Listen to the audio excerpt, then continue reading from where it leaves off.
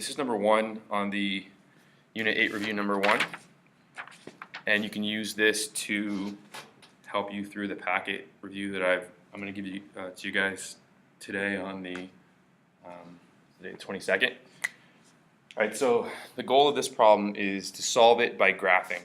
So we need to figure out where will our parabola cross the x-axis. That's the goal.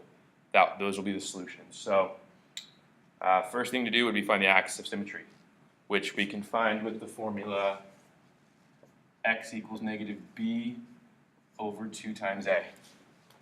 That's the formula we use to find the axis of symmetry. So for our equation here, a is 2, b is negative 8, c is 10. So plugging in, negative b would be negative 8, right? Because it is negative b, but b is negative 8. So negative 8 over 2 times a is 2.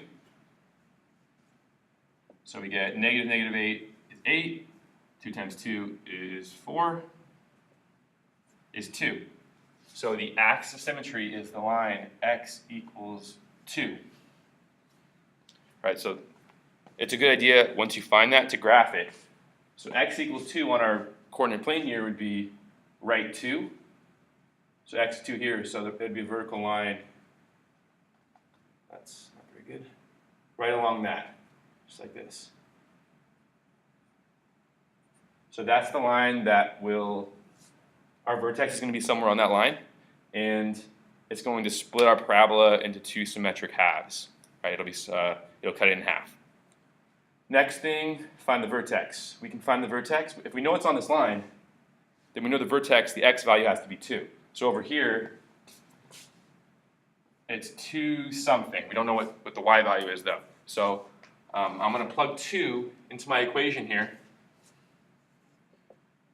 So I'm going to get 2 times 2 squared minus 8 times 2, separate that, plus 10.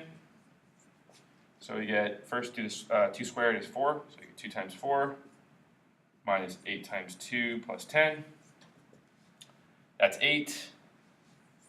That's negative 16 plus 10. So we get 8 minus 16 is negative 8 plus 10 is negative, or is positive 2. So the y value of the vertex is 2.